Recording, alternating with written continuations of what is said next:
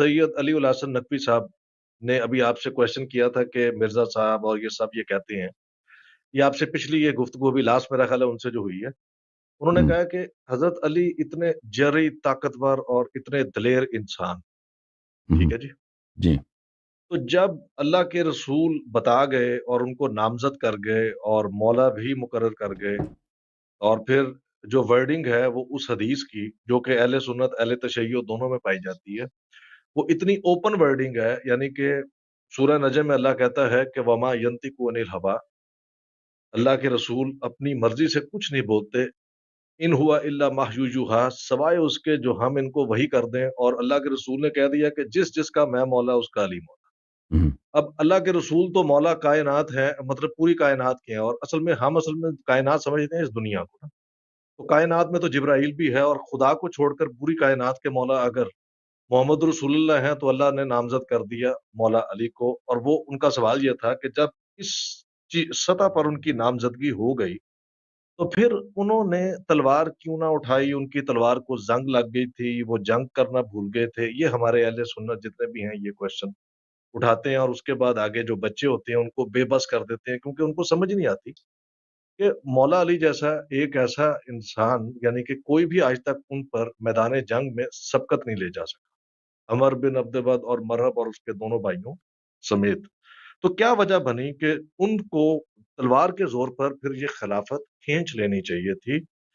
تو مطلب اس میں آپ نے وہ بڑی لمبی گفتگو تھی آپ کی اس پر، اگر آپ ایک ایسا کوئی ون لائنر بتائیں، کیونکہ شارٹ آج کل زمانہ چل رہا ہے، لوگ بہت لمبی ویڈیو نہیں دیکھتے، کہ ایک ایسا پوائنٹ جس کی جی دلیل کوئی ایسی مضبوط ہو، صرف ایک کسی پوائنٹ کی، کہ جس سے یہ ثابت بچوں کو کیا جا سکے کہ مولا علی کے تلوار نہ اٹھانے کا جو فعل تھا وہ مماثلت رکھتا ہے کسی نبی کی جو ہے سنت سے۔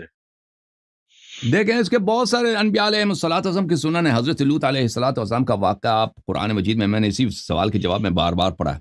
حضرت لوط علیہ السلام، دیکھیں جی ہم شیعوں کا عقیدہ ہے کہ اہل بیت علیہ السلام انبیاء سے افضل ہیں، سوائے حضرت خاتم الانبیاء صلی اللہ علیہ وسلم کے، لیکن ہمارے بھائی کہتا ہے نہیں، انبیاء افضل ہیں ان سے، ٹھیک ہے۔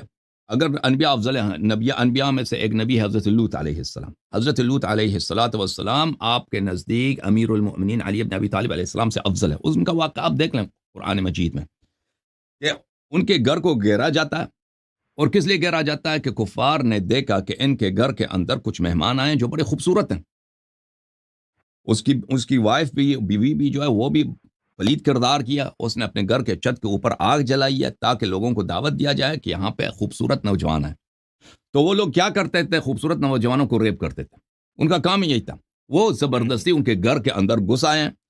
حضرت لوط علیہ الصلوۃ والسلام نے ان سے خطاب میں یہی فرمایا کہ تم میرے قوم میں بیٹیاں ہیں، میرے قوم میں بیٹیاں، ان سے تم نکاح کر لو، تمہاری شہوت نے بہت تمہیں تنگ کیا ہے، تم شادی کر لو، تمہاری شادی ہو جاتی ہے، اس سے تم اس طرح آ جاتے ہو میں تمہارے نبی نہیں مانتے، میں تمہارے قوم کا بزرگ تو ہوں، ایک عمر رسیدہ، ایک بوڑھا آدمی تو ہوں، میرے قوم کے ساتھ، میرے مہمانوں کے سامنے تم مجھے اس طرح بے عزت کرنے لگے ہو کہ میرے گھر کے اندر گھس کے تم مجھے کہتے ہیں کہ ہٹ جاؤ، اور ہم تمہارے مہمانوں کے ساتھ بدفعلی انجام، اس طرح دنیا بغیرتی، اس طرح دنیا میں تو کوئی مثال ہی نہیں ملتا بھائی۔ مجھے تو نہیں لگتا جو حضرت لوط علیہ السلام کے ساتھ جو ظلم ہوا ہے نا، جو زیادتی ہوئی ہے، جو حد کے حرمت جی ہوا ہے، اس طرح تو میں نہیں سمجھتا کہ کسی شخص کے ساتھ اس انداز سے کہ اس کے گھر کے اندر گھس کے کہ میں آپ ہٹ جائیں، اس کی بیوی کے سامنے، اس کی بیٹیوں کے سامنے، ہم آپ کے مہمانوں کو ریپ، آپ ہٹ جائیں سامنے سے۔ تو حضرت لوط علیہ الصلوۃ والسلام نے ان سے کہہ دیا کہ تم یہ کرو۔ تو حضرت لوط علیہ الصلوۃ والسلام کا تلوار کہاں گیا تھا؟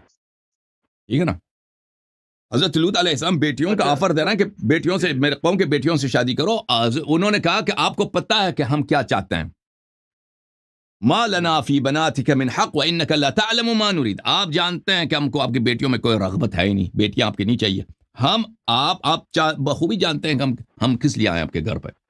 تو حضرت لوط علیہ الصلوۃ والسلام نے ان کے جواب میں کیا کہا؟ ولیلیت بی قوت، اس طرح آیت ہے، قوت او آوی الی رکن شدید، کاش میرے پاس سپاہی ہوتے، کاش میرے پاس قدرت ہوتا، کاش میرے پاس انصار ہوتے، یا ایک ایسی جگہ ہوتا، ایسے پناہ گاہ ہوتی کہ وہاں میں پناہ لے کے جاتا۔ بالکل بے بس ہو گیا ایک نبی، جب نبی، یہ نبی ہے، اس کے اتنی اس کو تنگ کیا جاتا ہے کہ اس کے گھر کے اندر لواط کے لیے لوگ آتے ہیں، وہ بھی زبردستی خوبصورت مومن نوجوانوں کے ساتھ، کیونکہ وہ جو ملائکہ تھے وہ مومن نوجوانوں، شریف نوجوانوں کی صورت میں آئے تھے، نورانی شکل تھی ان کی. تو حضرت لوط علیہ السلام نے کی تلوار کو کیا ہو گیا تھا، ان کی شجاعت کو کیا ہو گیا تھا؟ اس کا جواب یہی ہے، لا یکلف اللہ نفسا الا وسعها. جب آپ کے پاس کسی بات کے لیے یاور نہیں ہے، انصار نہیں ہے، اگر لڑائی کے لیے آپ کے پاس تیاری نہیں ہے، آپ کے پاس اتنے لوگ آپ کے ساتھ نہیں دیتے، آپ کے مخالفین زیادہ ہیں اور لڑائی کرنے کا فائدہ نہیں ہے، تو وہ اللہ تعالیٰ نے اس کو آپ سے اس تکلیف کو رفع کیا ہے. حضرت رسول، ہمارے رسول پاک صلی اللہ علیہ وآلہ وسلم جب مکہ مکرمہ میں تھے تو ان کے سامنے سب کچھ تھا. مکہ شریف میں کعبہ شریف بت خانہ تھا، کعبہ شریف جو اللہ کا گھر ہے، وطہر بیتی اللہ کا گھر، بیتی للطائفین والعاکفین رکع السجود، وہ گھر جس کا ایک جھاڑو دینے والا ابراہیم علیہ السلام ہے، دوسرا جھاڑو دینے والا کون؟ اسماعیل علیہ السلام. طاہر بیت، اس بیت کو صاف کرو، یہ گھر اتنا پاک ہے. وہ اس کو لوگوں نے بت خانہ بنایا تھا، ان کے خاندانی بت ہوتے تھے بہت سارے، اور لوگ وہاں پہ آ کے بتوں کے سامنے پوجا کرو، سجدہ کرو، یہ کرو. اور پھر حضرت رسول صلی اللہ علیہ وآلہ وسلم کے اصحاب کو، ان پرانے مسلمانوں کو کس طرح قتل کیا جاتا تھا. حضرت عمار ابن یاسر کے والد گرامی کو اس طرح قتل کیا گیا کہ ان کی، میں آپ یہ تاریخ میں موجود ہے کہ ان کے فرج میں، یعنی ان کی شرمگاہ میں ڈنڈی ڈال کے ان کو اس طرح شہید کیا گیا تھا بیچاری کو. اس طرح رسول پاک صلی اللہ علیہ وسلم کی غیرت کہاں ہے ان کی؟ پیغمبر کو پتہ نہیں، بالکل پیغمبر کی غیرت میں کوئی شک ہے؟ جو اللہ نے ہمارے نبی صلی اللہ علیہ وسلم سے زیادہ غیور کسی کو نہیں بنایا، باعزت کسی کو نہیں بنایا. لیکن وقت ایسا ہے کہ اگر پیغمبر صلی اللہ علیہ وسلم تلوار اٹھائے نا، آج ہم اور آپ کلمہ گو نہ ہوتے. اگر اس وقت نبی صلی اللہ علیہ وسلم کہتے ہیں کہ اب آج میرے عمار یاسر کی مدر کے ساتھ، ان کی ماں کے ساتھ یہ ظلم ہوا ہے، میں اس کا بدلہ لینا چاہتا ہوں، وہ تلوار اٹھاتے، وہ خود بھی شہید ہو جاتے، ان کے 4-5 جو ساتھی تھے، وہ ان کے یا اہل خانہ تھے، وہ بھی شہید ہو جاتے. آج میں اور آپ، نہ قرآن ہوتا، نہ نماز ہوتا، کعبہ آج بھی ایک بڑا بتخانہ ہوتا، دنیا کا سب سے بڑا بتخانہ کعبہ ہوتا. تو نبی کریم صلی اللہ علیہ وآلہ وسلم نے اللہ کے حکم سے صبر کیا. اگر یاور انصار سپاہی نہیں ہے ایک کام کے لیے، آپ کے پاس طاقت نہیں ہے، اگر آپ وہ قدم اٹھاتے ہیں اس کا ضرر زیادہ ہے تو وہ حرام ہے. ابھی آپ حج کے لیے جائیں بھائی، اگر حج پہ جانا آپ کے لیے مضر ہے، آپ حج پہ جانے سے آپ کی اتنی بیماری، آپ مر جائیں گے، آپ پہ حج جانا حرام ہے، آپ نہ جائیں، آپ نہیں جا سکتے حج. تو اسی طرح رسول پاک صلی اللہ علیہ وسلم نے نہیں کیا. امیر المؤمنین علیہ الصلوۃ والسلام اگر اس وقت تلوار اٹھاتے، اگر اس وقت لڑائی کرتے، تو آپ کی خدمت میں عرض یہ ہے کہ کیا ہوتا اس وقت؟ وہ خود شہید ہو جاتے، ان کے بیٹے شہید ہو جاتے، ان کا یعنی اسلام ختم ہو جاتا.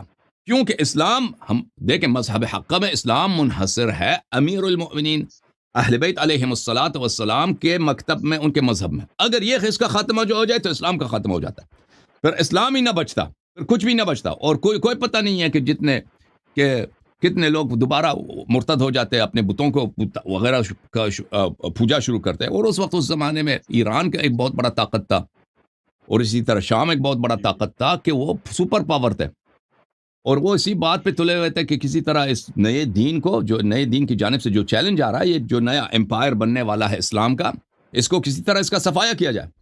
تو اس حالت میں اگر یہاں پہ خانہ جنگی شروع بھی ہوتی نا، تو پھر ایران والے اگر آ جاتے، فارس والے اگر آ جاتے، وہ تو نہیں کہتے کہ یہ شیعہ یا وہ تو سب کا، وہ تلوار سے وہ سب کا سر قلم کرتے. میں آپ کی خدمت میں ایک چیز دکھانا چاہتا ہوں، یہ ایک منٹ بس، ایک دو حوالے دکھا دوں. یہ کتاب الطبقات الکبریٰ لابن سعد جلد نمبر 2 ہے. یہاں پہ ملاحظہ فرمائیے، سریۃ اسامہ ابن زید ابن حارثہ، اسامہ ابن زید کا جو لشکر ہے جو شام کی طرف ہے. اچھا، یہاں پہ ملاحظہ فرمائیے، فلم يبق احد من وجوه المهاجرين والانصار الا انتدب في تلك الغزوه فيهم ابو بکر وعمر بن الخطاب. مہاجرین اور انصار کے جتنے بڑے لوگ تھے، وجوہ المہاجر، وجوہ بولتے ہیں جو اکابر ہوتے ہیں، جو صاحب اثر رسوخ لوگ ہوتے ہیں، جتنے بڑے لوگ تھے مہاجرین انصار، ان سب کو وہ حکم دیا گیا کہ لشکر اسامہ میں شامل ہو جاؤ. ان میں کون شامل تھا؟ ان میں ابو بکر بھی ہیں، عمر بھی ہیں. یہ نص الفاظ ہیں. اس کے علاوہ ملاحظہ فرمائیے، پھر صفحہ نمبر 249 میں، حدثنا عبد الوهاب بن عطاء العجلی عن اخبرنا العمری النافع عن ابن عمر. ابن عمر صاحب فرماتے ہیں، ان النبی صلی اللہ علیہ وآلہ وسلم بعث سریۃ، نبی صلی اللہ علیہ وسلم نے ایک لشکر بھیجا، فيهم ابو بکر وعمر واستعمل عليهم اسامہ ابن زید. اس میں ابو بکر عمر شامل تھے اور اس کا سردار کون تھا اس لشکر کا؟ اسامہ ابن زید. اس کے علاوہ بھی بہت سارے ہمارے پاس موجود ہیں ریفرنسز کہ ابو بکر عمر کا تو کسی میں اس میں خلاف ہی نہیں ہے کہ عمر شامل تھا لشکر اسامہ میں. ابو بکر کے متعلق کہ ابو بکر بھی اس لشکر میں ایک سپاہی کے حیثیت سے، اس کا سردار، اس کا جنرل 15 سالہ ایک لڑکا ہے. اور یہ رسول پاک صلی اللہ علیہ وآلہ وسلم اپنے حکم کو جانتے ہیں کہ انہوں نے، دیکھیں عزیز، یہ بہت بڑی بے عزتی کی ہے پیغمبر صلی اللہ علیہ وآلہ وسلم نے اپنے آخری ایام میں بڑے بڑے صحابہ کی. اور یہ کس لیے کیا ہے؟ یہ کس لیے کیا ہے عزیزوں؟ اس کی واضح دلیل یہی ہے کہ رسول پاک صلی اللہ علیہ وسلم چاہتے تھے کہ اپنی امت کو آخر تک بتائیں کہ دیکھو ان کی، اگر یہ ایک لشکر کی قیادت کی اہلیت نہیں رکھتے تو یہ کیسے امت کی خلافت کی قیادت رکھتے ہیں؟ میرے نزدیک تو یہ پوری امت کے پتہ ہونا چاہیے کہ یہ رسول پاک صلی اللہ علیہ وسلم کا یہ فعل شریف، یہ عمل کہ انہوں نے اسامہ کو ابو بکر، عمر اور جتنے سینئر صحابہ تھے ان کا سردار بنایا ہے، اس کا ایک واضح اس کی ایک واضح حکمت عملی ہے. ہم اور آپ کے لیے پیغام ہے. جی سر بولیں ہم. اچھا سر، اس طرح ہے نا کہ دیکھیں جیسے اب آپ نے حضرت لوط کا ایک واقعہ بتایا، وہ تو تھا، چلیں وہ آگے لواطت کے لیے، ایک بڑے برے فعل کے لیے، ایک ایسے کام کے لیے کہ مطلب جو برا سمجھا جاتا ہے. لیکن یہ آج تک کوئی بھی عالم دین کبھی حضرت ہارون کے اوپر اعتراض نہیں کرتا کہ جب موسیٰ علیہ السلام، سورہ اعراف میں ہے غالباً کوئی 140 پلس آیتوں کے بعد میرا خیال آتا ہے کہیں کہ یا 43 میں آتا ہے کہیں پر، اس سے آنورڈ 43 سے 48 تک کے بیچ میں ہے کہ جب وہ تشریف لے گئے 30 روز کے لیے اور ان کو 40 روز ہو گئے اور پیچھے سامری نے بچڑا بنا دیا. یعنی کہ ہارون علیہ السلام کے سامنے جو کہ پیغمبر ہیں، ان کے سامنے شرک شروع ہو گیا. ٹھیک ہے جی بالکل. اور انہوں نے تلوار نہیں اٹھائی ان مشرکوں کے خلاف کہ یہ تم نے نبی اللہ کا دین کیسے بدل دیا، جبکہ ہارون علیہ السلام کی نبوت جو تھی وہ بوسیلہ اور ریکویسٹ پر تھی حضرت موسیٰ علیہ السلام کے، جیسے سورہ طٰہٰ میں آتا. ٹھیک ہے جی. تو انہوں نے کہا یہ کام مشکل ہے تو میرا ذرا شریک مددگار کریں، اور میرے گھر کے اندر سے نا، میرے اہل بیت میں سے ایک مددگار میرا کریں، میرا بھائی. اور جب شریک کیا تو پھر ان کو نبی بھی بنا دیا گیا. بیسیکلی تو اللہ نے چنا تھا موسیٰ علیہ السلام کو، اور موسیٰ علیہ السلام نے جب سختی بیان کی کہ یہ کام بڑا مشکل ہے تو میرا مددگار بنائے تو ہارون بنے. ہارون نے پیچھے تلوار نہیں اٹھائی، اور آج تک کسی نے ہارون علیہ السلام پر اعتراض نہیں کیا کہ شرک شروع ہو گیا. تو ہارون علیہ السلام پر تو حجت تھی کہ اب تلوار اٹھاتے اور شرک کا کلا کما کرتے. بالکل. لیکن علی کو یہ نبیوں سے اوپر تو نہیں مانتے، لیکن مواخذہ یہ ان کا نبیوں سے اوپر کرنا چاہتے ہیں، انبیاء علیہ بالکل السلام. بالکل آپ صحیح فرما رہے ہیں میرے عزیز میرے بھائی. قرآن مجید میں حضرت موسیٰ علیہ السلام اور حضرت ہارون علیہ السلام کے متعلق یہ تو کئی مقامات پر ہے ان کی کہانی، اور اہل بیت علیہ السلام، خود امیر المؤمنین علیہ السلام نے بھی انہی واقعات سے استشہاد کیا. ان سے جب پوچھا گیا تھا کہ آپ نے تلوار کیوں نہیں اٹھایا، تو انہوں نے بہت سارے انبیاء علیہ السلام کے واقعات سنا دیے. ایک میں سے یہی ہے حضرت لوط علیہ السلام کا، اور پھر حضرت ہارون علیہ السلام کا، کہ حضرت ہارون علیہ السلام حضرت موسیٰ علیہ السلام 30 دن کے لیے گئے تھے بھائی. اس میں 10 دن کا اضافہ ہوا، 40 دن ہو گئے. 10 دن بڑھ گئے 40 دن. قوم نے کیا کیا؟ ان کے جانے کے بعد بنی اسرائیل جو سب سادات تھے، یعنی اس زمانے میں سب بنی اسرائیل یعنی سب یعقوب کے بیٹے، سب یعقوب علیہ السلام کے اولاد ہیں. صحابہ سب انبیاء کے اولاد میں سے نہیں ہیں، لیکن یہ سب انبیاء کے اولاد میں سے تھے، اور یہ سب موسیٰ علیہ السلام کے آنے سے پہلے مسلمان تھے. بنی اسرائیل اس طرح نہیں ہے کہ موسیٰ علیہ السلام نے ان کو بت پرستی سے نکال کے ان کو مومن بنایا، یہ پہلے سے مسلمان تھے. بس یہ غلام وغیرہ تھے ان کے فرعون کے. تو حضرت موسیٰ علیہ السلام نیا شریعت لے کے آئے. حضرت ابراہیم علیہ السلام کی شریعت کو انہوں نے نسخ فرمایا، اور بہت بڑے بڑے معجزات کے ساتھ. کتنے معجزات، آیات بینات جو اللہ نے حضرت موسیٰ علیہ السلام کو دیے ہیں، کم کسی نبی کو دیے ہیں. ہمارے نبی صلی اللہ علیہ وسلم کو ان سے زیادہ دیے ہیں، لیکن بقیہ انبیاء میں حضرت موسیٰ علیہ السلام کے جو معجزات ہیں وہ بہت ہی شاندار ہیں. اچھا، قرآن مجید کے آیات ملاحظہ فرمائیے میرے محترم ناظرین. سورہ مبارکہ اعراف میں اعوذ باللہ من الشیطان الرجیم ولما رجع موسیٰ الى قومه غضبان اسفا قال بئس ما خلفتمونی من بعدی. حضرت موسیٰ علیہ السلام غضب کے حالت میں اور غصے کے حالت میں اور غم کے حالت میں، حسرت کی حالت کہ قوم میں نے کیا کیا، قوم بت پرست ہو گئی ہے، قوم وہ بھی بت، کیسا بت؟ بچڑا، ایک بچڑے کی عبادت شروع کیا. اچھا، قال عجلتم امر ربکم، تم اللہ کے عذاب کو، تمہیں زیادہ پسند ہے کہ تم پہ اللہ کے عذاب نازل ہو جائے. وَأَلْقَى الْأَلْوَاحَ وَأَخَذَ بِرَأْسِ أَخِيهِ يَجُرُّهُ إِلَيْهِ، الواح جو اللہ نے ان کو دیے تھے، الواح ان کو زمین پہ ڈال دیے، اپنے بھائی کے سر کو پیار میں، محبت میں لیا، اپنے آغوش میں کھینچ کے اپنے آغوش میں لے لیا. قال يا ابن ام ان القوم استضعفوني وكادوا يقتلونني، حضرت ہارون علیہ السلام نے کہا کہ اے میرے بھائی، ان القوم استضعفوني، میں اس قوم میں بڑا کمزور بن گیا تھا، اس قوم نے مجھے بڑا کمزور سمجھا اور میں اکیلا تھا، میرا ساتھ کوئی نہیں تھا. وقادوا یقتلون، یہ مجھے قتل کرنے لگے تھے، میں نے اس لیے تلوار نہیں اٹھایا، اگر میں تلوار اٹھاتا تو میں قتل ہو جاتا. فلا تشمت بی الاعداء ولا تجعلنی مع القوم الظالمین، یہ جو آیا کہ یہ اس کا مطلب یہ ہے کہ حضرت ہارون علیہ السلام کو، یہ مخالفین کے بھی حدیث میں ہے کہ جب اس کو گلے سے پیار سے اور ان کی دلداری کے لیے اپنے بھائی کو آغوش میں لیا تھا، تو دور سے وہ جو ان کے دشمن تھے وہ یہ کہہ سکتے تھے کہ یہ اپنے بھائی کو مار رہا ہے، دیکھو اس نے بھائی کی توہین کر رہا ہے، اس کو کھینچ رہا ہے. تو انہوں نے فرمایا کس طرح مجھے نہ کھینچیں. وہ لوگ کیا کریں گے؟ وہ لوگ پروپیگنڈا کریں گے کہ بھائی دیکھو موسیٰ علیہ السلام اپنے بھائی سے غصہ ہے، اپنے بھائی کو مارنے لگے. اچھا، قال رب اغفر لي ولأخي وأدخلنا في رحمتك وأنت أرحم الراحمين إن الذين اتخذوا العجل سينالهم غضب من ربهم وذلة في الحياة الدنيا وكذلك نجزي المفترين. جن لوگوں نے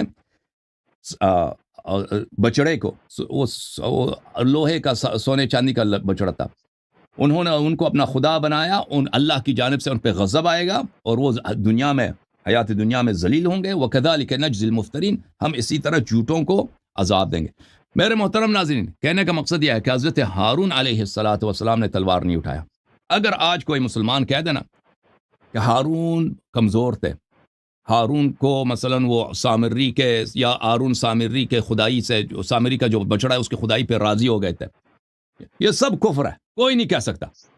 ہارون علیہ السلام کے کردار پہ آپ ذرہ بھی انگلی اٹھائے نا، آپ دین سے مرتد خارج ہو جائیں گے. آپ نہیں کہہ سکیں کہ ہارون تو پھر تو اس کے جو سامری کے جو ادعا ہے وہ صحیح ہے، یا بچڑا کی خدائی صحیح ہے، یا حضرت ہارون علیہ السلام. اگر یہ صحیح نہیں ہے تو حضرت ہارون کی تلوار کو کیا زنگ لگا تھا، اس کی بہادری کو کیا ہوا تھا؟